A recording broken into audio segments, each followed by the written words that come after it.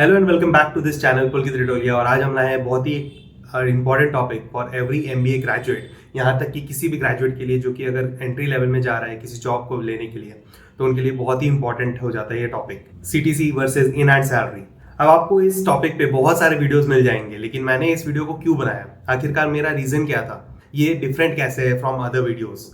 तो इस वीडियो के थ्रू मैं सिर्फ मिथ्स बस्ट नहीं करने वाला हूँ, बल्कि आपको इंपॉर्टेंट चीजें बताने वाला हूँ जो कि आपको माइंड में रखना चाहिए while getting an offer in hand. तो चलिए शुरू करते हैं। तो सबसे पहले बात करते हैं कि अगर आपको पता चलता है कि 30-40 लाख के किसी को सीटीसी मिल जाती है, ठीक है, मतलब जिसको 30-40 लाख का ऑफर मिलता है फ्रॉम टॉप बी स्कूल, जैसे कि आईएम्स हो गए, फिर ये आईआईटी हो गए, ऐसे ऐसे बहुत सारे कॉलेजेस है जो कि अच्छा खासा प्लेसमेंट करवाती है, नो डाउट, ठीक है। लेकिन उनका सीटीसी जो रहता है वो 30-40 लाख बहुत लोगों का लगता है, ठीक है। और आप कंपैरिजन मोड में चले जाते हैं कि भाई उनका इतना अच्छा सैलरी मिल गया है, मुझे इतना अच्छा सैलरी नहीं मिला है। तो उसी चीज़ पे अपन पहले बात करते हैं। तो आपको फोमो फील करने की जरूरत नहीं है, और आपको ऐसा फील नहीं करना है कि यार आप डिसअटेंड हो गए हैं कि भाई मेरा तो कुछ हुआ ही नहीं इस लाइफ में। तो ऐसा आपको फील करने की जरूरत नहीं है, क्योंकि रियलिटी कुछ और ही है।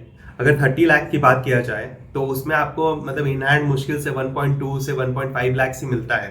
तो अब आप बोल रहे होगे कि यार इतना 1.2 या 1.5 लाख से तो सिर्फ कितना 18 लाख का सीटीसी हो रहा है, तो बाकी के 12 लाख कहाँ गए? तो 12 लाख का जो डिफरेंस है वो बेसिकली इनडायरेक्ट कॉस्ट होता है, जो कि आपके सीटीसी में इंक्लूड हो जाता है, जो कि कॉस्ट टू कंपनी बोलते हैं हम लोग, ठीक है। तो ये जो सीटीसी है इसमें आपका डायरेक्ट एंड इनडायरेक्ट कॉस्ट दोनों होता है। तो पहले हम जानते हैं कि सीटीसी होता क्या है।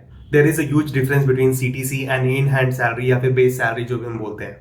अब जैसे मैंने आपको बताया कि 30 लाख के सैलरी में लोगों को ऑलमोस्ट 1.5 लाख मिलता है इन हैंड, एंड बाकी का जो 12 लाख है वो इनडायरेक्ट कॉस्ट में जाता है। वो इनडायरेक्ट कॉस्ट में क्या क्या इंक्लूडेड होते हैं, ठीक है। तो इनडायरेक्ट कॉस्ट में आपका ट्रेनिंग कॉस्ट इंक्लूड हो जाता है, बोनसेस इंक्लूड हो जाते हैं, अगर आपके ऊपर कोई ये जो कंपनी है आपके ऊपर कुछ खर्चा कर रही है तो वो इंक्लूड हो जाता है। तो ऐसा नहीं है कि वो जो आपका मतलब आपके ऊपर खर्चा कर रहा है वो कुछ एक्स्ट्रा करते हैं, वो बेसिकली आपके सीटीसी में इंक्लूड कर देते हैं। तो CTC basically includes fixed plus variable cost, ठीक है। फिक्स जो आपको मतलब मिलेगा ही मिलेगा। फिक्स पे में आपका जैसे बहुत सारे कंपोनेंट्स होते हैं, जैसे कि बेसिक पे हो गया, एचआरए हो गया, डियरनेस अलाउंस हो गया, स्पेशल अलाउंसेस हो गए, ग्रेचुइटी हो गया, पीएफ हो गया, ये सब बहुत सारे आपके जो आते हैं वो फिक्स्ड अमाउंट में आते हैं, फिक्स्ड पे में आते हैं। इनडायरेक्ट कॉस्ट जो वेरिएबल पे होता है, वेरिएबल पे में बेसिकली परफॉर्मेंस पे इंक्लूडेड होता है आपका, बोनसेस इंक्लूड होते हैं, जैसे कि फर्स्ट ईयर बोनस हो गया, ज्वाइनिंग बोनस हो गया, ये सब सब आपके वेरिएबल पे में इंक्लूड होता है। कि जैसे कि अगर आप परफॉर्मेंस बेस्ड आपको बोले तो आपके कंपनी के परफॉर्मेंस पे, आपके परफॉर्मेंस पे, दोनों पे डिपेंड करता है वो परफॉर्मेंस पे। जो ज्वाइनिंग बोनस है वो अगर आप 12 महीना या 24 महीना में अगर आप निकल जाते हो कंपनी से तो वो वापस ले लेते हैं, वो बॉन्ड बेसिकली होता है, ठीक है। और जैसे फर्स्ट ईयर का बोनस हो गया, अगर आप 1 साल रहते हो तो आपको उतना अमाउंट मिलता है। तो इस तरह का आपको सीटीसी में basically indirect and direct cost included होते हैं। इसके बाद टीडीएस भी अलग से कटता है। जैसे आपका जब सपोज जैसे मैंने आपको बोला 1.5 लाख जो मिला, ठीक है, उसके ऊपर जो थोड़ा सा अमाउंट आपका रहता है उसके ऊपर टीडीएस कटता है। तो टीडीएस मान के चल लो कि 20-30% रहता है अगर आप उस सैलरी ब्रैकेट में हो, ठीक है। तो 20-30% आपका कट कुटा के फिर आपको वो 1.5 लाख मिलता है। तो ये मत सोचना कि आपका टैक्स वैक्स नहीं कटेगा। अगर आप 7.5 लाख के ऊपर हो जाते हो, ठीक है, न्यू रेजिमे के हिसाब से, ओल्ड रेजिमे के हिसाब से आपका एक अमाउंट मिनिमम होता है, उसके ऊपर आप जाते हो तो आपका टैक्स ब्रैकेट शुरू हो जाता है। तो अगर आप 30 लाख कमा रहे हो तो आपका 30 लाख के हिसाब से मुझे जैसा लगता है कि अराउंड 30% का टैक्स स्लैब कटेगा आपका। तो 30% के हिसाब से अगर आप देखो तो बहुत बड़ा अमाउंट रहता है जो टैक्स में जाता है, एंड फिर वो जो टैक्स कट कुटा के आपके फिर इन हैंड में आते हैं, जो अमाउंट इन हैंड आपके बैंक में घुसता है। तो अल्टीमेटली सीटीसी काफी बड़ा चढ़ा हुआ अमाउंट होता है, बट वो ऐसे ही अमाउंट नहीं होता, उसमें बेसिकली आपके ऊपर जो खर्च होता है वो बेसिकली दिखाया जाता है। वो it is a cost to company, ठीक है। तो अगर आप किसी का सुन रहे हो कि बहुत बड़ा अमाउंट उनको मिला है, बहुत बड़ा सीटीसी मिला है, तो आप प्लीज दुखी मत हो, क्योंकि आपका और उनका में बहुत ही मतलब माइन्यूट सा डिफरेंस होगा, आई वुड से, ठीक है, ज्यादा डिफरेंस नहीं होगा इन द बेस पे।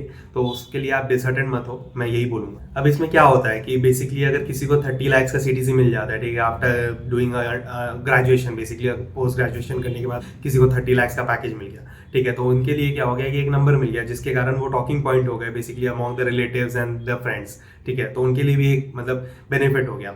कॉलेजेस के लिए क्या बेनिफिट होता है? कॉलेजेस के लिए बेनिफिट हो जाता है कि उनका प्लेसमेंट जो रहता है ना, प्लेसमेंट स्टैट्स जो रहता है वो काफी हाइप हो जाता है, ठीक। And now companies, why do companies do this, ठीक है। तो कंपनीज ये जो इन्फ्लेटेड अमाउंट दिखाती है, ठीक है, तो उनको दिखाने में मजा नहीं आता, ठीक है। ये कुछ ऐसा नहीं है कि मतलब उनको मजा आ रहा है कि ये दिखाने में, वो बेसिकली अट्रैक्ट करते हैं गुड कैंडिडेट्स, ठीक है। अब सपोज मैं आपको एग्जांपल देता हूँ, अगर मैं आपको ऑफर कर रहा हूँ 12 लाख का पैकेज, ठीक है, और वहीं एक दूसरा कंपनी आपको ऑफर कर रहा है 30 लाख का पैकेज, आप कहाँ अट्रैक्ट हो गए? 30 लाख के पैकेज में भले मेरे में ये 12 लाख पूरा फिक्स्ड है, उनमें 12 लाख फिक्स के बाद पूरा वेरिएबल है, बट वो आपको मैटर नहीं करेगा। आप देखोगे कि यार मेरा CTC 30 लाख हो रहा है, वाओ, ठीक है। तो वो चीज़ अट्रैक्शन के लिए काम आता है, गुड कैंडिडेट्स को अट्रैक्ट करने के लिए वो काम आता है। अब बात करते हैं अब्रॉड का जो ऑफर मिलता है बहुत लोगों को, तो मतलब आपके ऊपर एक और क्वेश्चन होगा कि बेसिकली जो उन लोगों को क्या है जो कि अब्रॉड में ऑफर मिलता है 1 करोड़ 2 करोड़ का, तो उनका क्या डिफरेंस होता है? बेसिकली उनको भी तो अच्छा खासा अमाउंट मिला है। तो मैं आपको एक सच बता दूं, ठीक है, कि अगर यूएसए का आप देखो, अगर किसी को यूएस में 1 करोड़ का पैकेज मिल रहा है, वो यहाँ पे इंडिया में बेसिकली 19 लाख का पैकेज के बराबर होता है। बेसिकली एक परचेजिंग पावर पैरिटी बोलते हैं जिसको, उसके अकॉर्डिंगली अगर आप देखो तो एक $US का amount equals to 23 Indian rupees है।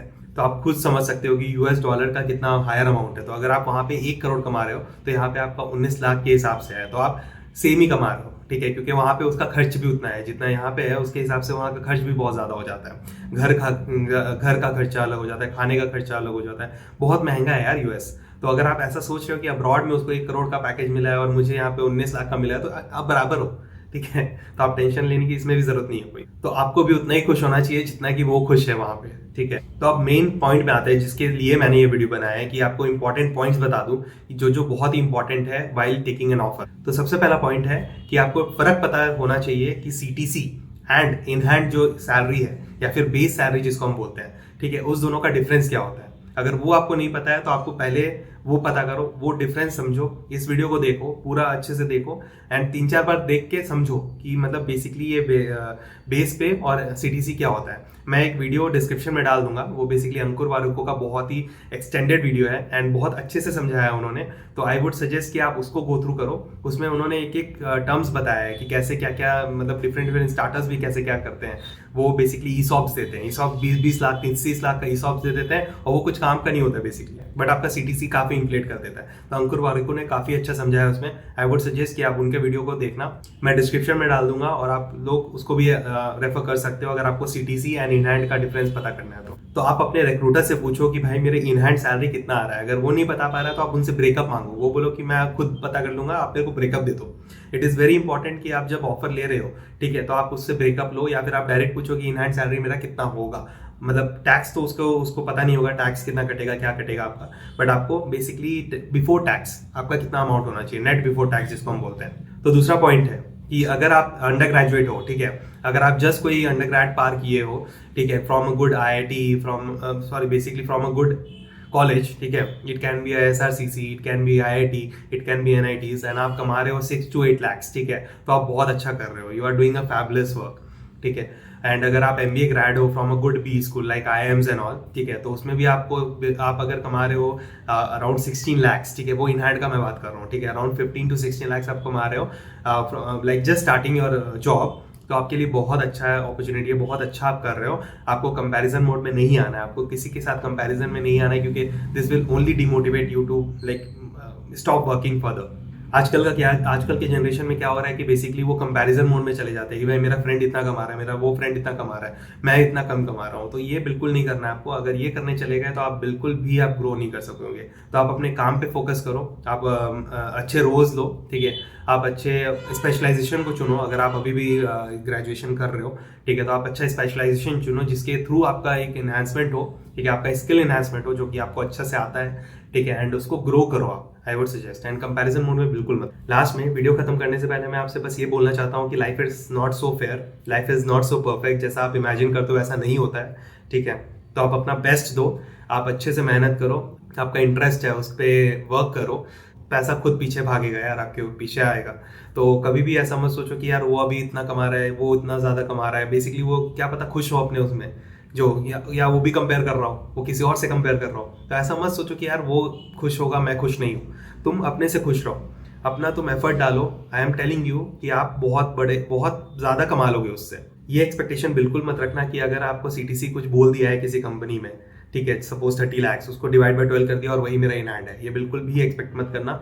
ऑफकोर्स कुछ वेरिएबल पे होता है, कुछ TDS होता है, there are many different kind of I would say factors in the CTC, ठीक है। तो उसको सब गो थ्रू करो, तो उसके बाद ही अपना मतलब डिसीजन लो। ऑफर लेने से पहले सब कुछ समझो, देन ओनली ऑफर एक्सेप्ट करो। होपफुली इस वीडियो के थ्रू आपको समझ में आ गया होगा कि क्या डिफरेंस है between CTC and in hand salary, क्योंकि कोई भी झूठ नहीं बोल रहा है, ना आपकी कॉलेज झूठ बोल रहा है, ना कंपनी झूठ बोल रहा है, ना कि आप खुद अपने आप को झूठ बोल रहे हो, ठीक है। आप अगर एक्सेप्ट कर रहे हो ऑफर, तो आप अपने आप पे रिसर्च किए हो तभी आप ऑफर एक्सेप्ट कर रहे हो। तो आप ये मत बाद में एक्सक्यूज देना कि आपने अच्छे से रिसर्च नहीं किया, आपने बस ऑफर एक्सेप्ट कर लिया, वो नहीं करना। We should go for right roles, right specialisation and learnings, and पैसा खुद पीछे झक मार के आएगा।